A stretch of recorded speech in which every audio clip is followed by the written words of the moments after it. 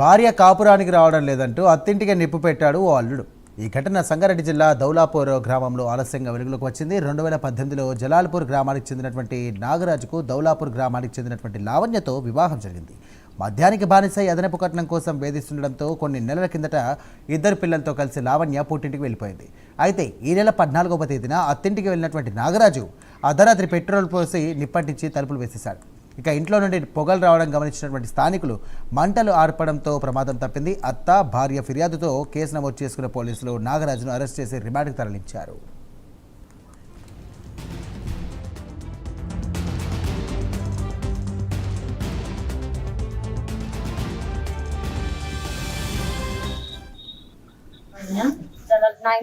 ఇచ్చారు కొల్చారం దగ్గర 5-6 సంవత్సరాల కూడా టార్చర్కు భరించలేక ఈయన అమ్మ వాళ్ళు నాన్న వాళ్ళ ఇంట్లోనే ఎక్కువ.